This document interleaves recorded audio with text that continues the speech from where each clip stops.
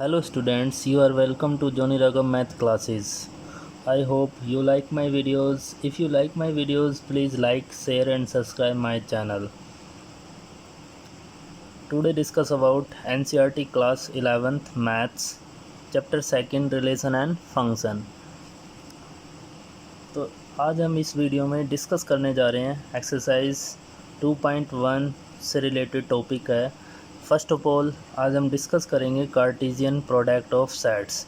Cartesian product of set को पढ़ने से पहले आपको जो चैप्टर फर्स्ट की वीडियो मैंने अपलोड की हैं मेरे यूट्यूब चैनल पे, आपको वो पहले वीडियो देखनी होंगी, क्योंकि इस चैप्टर को समझने से पहले आपको चैप्टर फर्स्ट आना चाहिए सेट्स, क्योंकि उससे रिलेटेड ही इसमें टॉपिक यूज़ हो रहे हैं।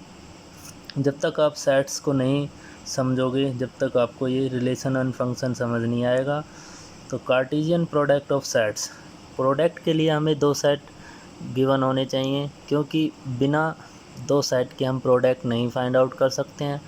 तो हम एक एग्जांपल के सहायता से समझते हैं। हमारे पास सेट ए है, स्मॉल ए बी सी है इसमें एलिमेंट, और सेट बी में पी क्यू आर है। तो हम इस डायग्राम से समझते हैं। इसमें ए सेट में क्या एलिमेंट है, जो पहला सेट है उसमें एलिमेंट है small A B C, B set में पी क्यू आर है। तो कार्टेशियन प्रोडक्ट क्या होता है, ए क्रॉस बी, ए के एलिमेंट क्रॉस बी के एलिमेंट कैसे मल्टीप्लाई होती है, ए के मल्टीप्लाई ए का क्रॉस बी से पी से होगा, ए की पी से होगी, ए की क्यू से होगी, ए की आर से। फिर आप बी से पी मिलाओगे, फिर बी से क्यू, फिर बी से आर, फिर सी से पी, सी से क्यू, सी से आर। ये आपका रफली है, क्योंकि इससे जल्दी समझते हैं स्टूडेंट्स।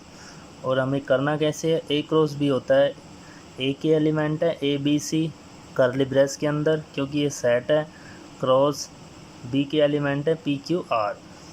तो किस टाइप से लिखते हैं हम, ऑर्डर्ड पेयर में लिखा जाता है कार्टेशियन प्रोडक्ट। ऑर्डर्ड पेयर का मतलब है जो एक्स वाई, ये आपका एक्स होता है, ये वाई, इसको हम एक्स भी मानते हैं, इसको वाई भी।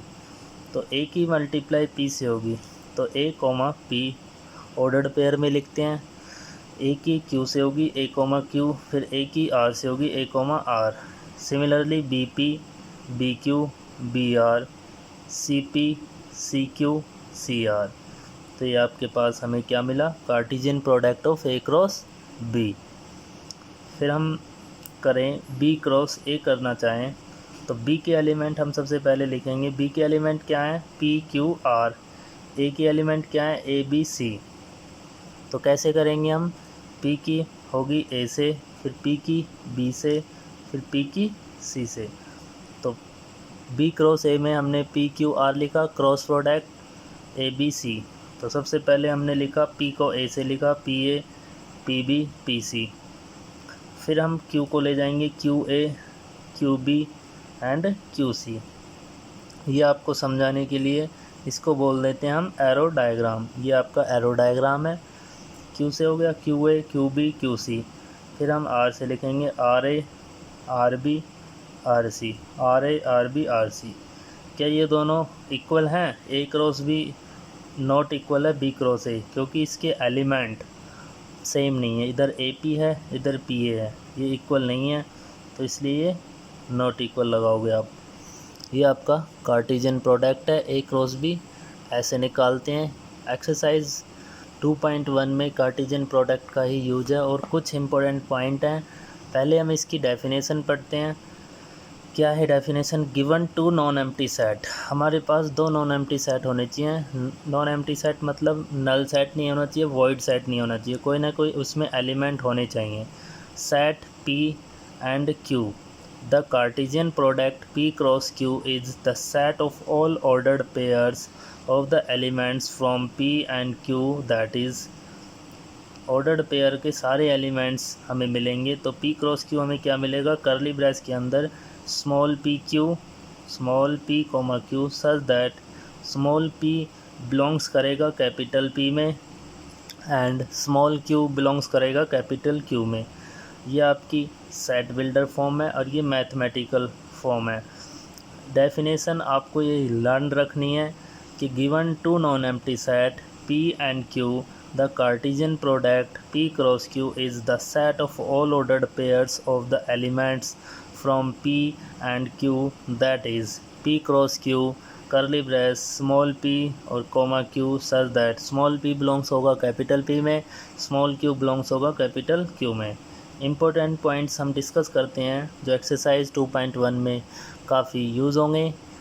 फर्स्ट पॉइंट है, if either A and B is the null set, यदि ए और बी नल सेट है, ए में या बी में कोई भी नल सेट है, देन ए क्रॉस बी हम निकालें will also be empty set, तो ए क्रॉस बी भी एम्प्टी सेट ही मिलेगा, that is A cross B क्या मिलेगा, फाई। फॉर एग्जांपल हम मान लेते हैं ए हमारे पास कोई खाली सेट है, फाई है या ये कर्ली ब्रेस एम्प्टी है, और बी में कुछ एलिमेंट है ए बी सी, तो हम ए क्रॉस बी निकालते हैं, तो ए क्रॉस बी तो क्या आएगा, फाई आएगा, क्योंकि फाई के साथ हम क्रॉस किसी एलिमेंट का नहीं बना सकते। सेकंड पॉइंट है आपका, two ordered pairs are equal if and only if the corresponding first elements are equal and the second elements are also equal। जब आपके पास कोई भी दो ऑर्डर्ड पेयर्स इक्वल दिए जाते हैं, जैसे हमारे पास मान लो 2,3 इक्वल है 2,3 के, ये लिखा हुआ है इक्वल है, तो कैसे इक्वल होगा, 2 इसके 2 के बराबर है और 3 के बराबर है, इसी को बोलते हैं हम corresponding parts of element, corresponding elements। यदि x, y इक्वल है 2,3 की, तो इधर से x की वैल्यू क्या मिलेगी हमें 2 और y की वैल्यू क्या मिलेगी 3। जब हमें ये इक्वल दिया जाता है, जब भी हम इसके corresponding फर्स्ट एलिमेंट से इक्वेट कराते हैं और सेकंड से, ये आपको याद रखना है। थर्ड पॉइंट है आपका, if there are small A elements in capital P and small b elements in capital Q, then there will be ab elements in P cross Q, that is if number of element P में क्या है, small ए हैं, and number of element in set A Q में कितने हैं, B हैं, then तो number of element P cross Q, number of element P cross Q में क्या होंगे, ये इसका फॉर्मूला है, number of elements in set P number of element in set Q, ये मल्टीप्लाई में लिखना है, तो नंबर ऑफ़ एलिमेंट P क्रॉस Q क्या हो जाएंगे, number of element in set B में क्या है, स्मॉल a, और number of element in set Q में कितने हैं, स्मॉल b, तो ये फॉर्मूला बन गया आपका AB। तो हम मान लेते हैं, एक एग्जांपल आपको करके दिखाते हैं, number of element in set P में 2 हैं, number of element set Q में 3 एलिमेंट्स हैं, तो हमें निकालना है P क्रॉस Q, तो नंबर ऑफ़ एलिमेंट P क्रॉस Q में कितने होंगे, NP इंटू NQ, तो NP में कितने हैं, number of element of P 2 है, नंबर ऑफ़ एलिमेंट Q 3 है, तो 2 3 जा 6, तो नंबर ऑफ़ एलिमेंट P क्रॉस Q कितने मिलेंगे हमें, 6। फोर्थ पॉइंट है, if A and B are non empty set and either A और B is an infinite set, then so is A cross B। जैसे हमने A and B are non empty set and either A और B is infinite set, then so is A cross B, तो A cross B में भी कितने set होंगे, infinite. जैसे हमने एक एग्जांपल दिया था, नॉन एम्प्टी सेट था, A कोई भी नॉन एम्प्टी सेट है 5 और B में कुछ एलिमेंट है 1 2, तो इसमें हमने A क्रॉस B निकाला तो क्या मिला था 5। इसी प्रकार ए में कोई इनफाइनाइट मतलब इनफाइनाइट सेट है, इनफाइनाइट का जिसका काउंटिंग नहीं हो सकती, 1 2 10 ऐसे है, तो बी में आपके कुछ एलिमेंट है 2 3 4, तो क्या बनेंगे इसके, ए क्रॉस बी इनफाइनाइट ही बनेंगे। लास्ट पॉइंट है फिफ्थ, ए क्रॉस ए। तो अभी तक हमने कार्टेशियन प्रोडक्ट ऑर्डर्ड पेयर का पढ़ा था, अब हमें ट्रिपलेट मिल गया है, तो इसमें हमें क्या लिखना है, A B C such that A B C belongs होगा कैपिटल ए में, क्योंकि ए भी बिलोंग्स करता है ए को और बी भी बिलोंग्स करेगा ए को और सी भी बिलोंग्स करेगा ए को, क्योंकि ए के कार्टेशियन प्रोडक्ट हम ए से ही निकाल रहे हैं और फिर उन दोनों का कार्टेशियन प्रोडक्ट ए से निकालेंगे। तो here A B C is called and ordered triplet, ये आपका क्या कहलाएगा, ऑर्डर्ड ट्रिपलेट कहलाएगा। ये पांचों पॉइंट आपको लर्न रखने हैं जब एक्सरसाइज 2.1 करेंगे हम। एक्सरसाइज 2.1 स्टार्ट करते हैं। इफ़ ये हमारे पास कोई ऑर्डर्ड पेयर गिवन है x+3+1, y-2/3 इक्वल है 5/3 1/3। Find the value of x and y। यदि ये दोनों ऑर्डर्ड पेयर इक्वल हैं तो इसके क्रॉसपॉन्डिंग पार्ट्स ऑफ एलिमेंट हमें इक्वल रखने हैं। गिवन ये हो गया, तो ordered pairs are equal, that is corresponding elements are equal. तो फर्स्ट इक्वल होगा फर्स्ट के साथ, सेकंड इक्वल होगा सेकंड के साथ। फिर हम इधर से एक्स वाई फाइंड आउट कर लेंगे। So easy.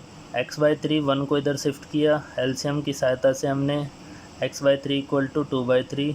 इधर 3 से भी 3 काट सकते थे हम, 3 को इधर ले गए हम, तो 3 से 3 कैंसिल, तो x की वैल्यू मिली 2। सिमिलरली इस -2/3 को इधर शिफ्ट करेंगे, प्लस का 2/3, एलसीएम आया 3, ऊपर दोनों सेम, क्योंकि एलसीएम सेम है तो ऊपर ऐड हो जाएगा, 3 से 3 कैंसिल 1। y की वैल्यू मिली हमें 1। सेकंड क्वेश्चन है आपका, if the set A has 3 elements and the set B ये आपके पास, then find the number of elements in A cross B। हमें नंबर ऑफ़ एलिमेंट्स निकालने हैं A क्रॉस B में। तो गिवन डाटा लिखेंगे सबसे पहले हम। तो गिवन डाटा क्या है, हमें सेट B गिवन है, इसमें एलिमेंट है 3 4 5 और नंबर ऑफ़ एलिमेंट है सेट A में 3, क्योंकि उसमें लिखा हुआ है ए सेट में 3 एलिमेंट्स हैं। अब हम इधर से काउंट कर सकते हैं number of element in set B कितने हैं, 1 2 3 हैं। तो number of element A cross B पर फॉर्मूला हमने पढ़ा था, number of element set A into number of element set B. तो number of element in set A में 3 हैं और number of element set B में भी 3 हैं, तो टोटल कितने हो जाएंगे, number of element A cross B equal to 9। So number of elements in A cross B equal to 9 elements. ये आपका आंसर है। क्वेश्चन नंबर 3 है,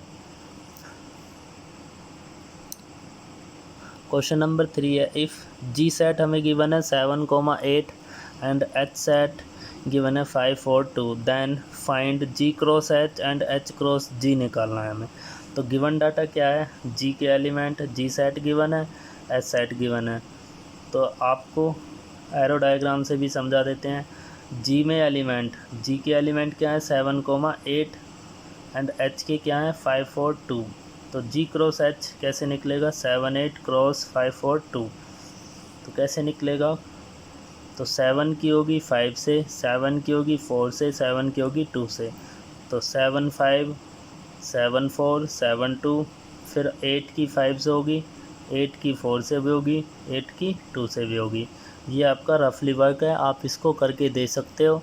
जब आपको प्रैक्टिस हो जाएगी तो आप डायरेक्ट भी कर सकते हो। ये आपका जी क्रॉस एच आ गया। जो पहले एलिमेंट है देखो आप, जो 7 7 7 8 8 8, ये सभी एलिमेंट जी से मिले हैं हमें, तो ये जी का है। और सबसे लास्ट में क्या है एच, तो एच के एलिमेंट 5 4 2 5 4 2, ये सभी क्या है एच के एलिमेंट है। इधर से हमें जी क्रॉस एच मिला। अब हमें निकालना है एच क्रॉस जी। तो एच वाले एलिमेंट पहले लिखेंगे क्रॉस, फिर लिखेंगे हम जी वाले एलिमेंट। इसको भी हम डायग्राम की सहायता से समझें तो 5 के साथ होगी 7 से, फिर 5 की होगी 8 से, तो 5 7 5 8। फिर 4 की होगी 7 से, फिर 4 की होगी 8 से, 4 7 4 8। 2 की होगी 7 से, 2 की होगी 8 से, 2 7 2 8। ये हमारे आंसर हैं। Thank you so much. यदि मेरी वीडियो आपको पसंद आई हो तो मेरी वीडियो को लाइक करें और मेरे चैनल को सब्सक्राइब करें और ज़्यादा से ज़्यादा शेयर करें।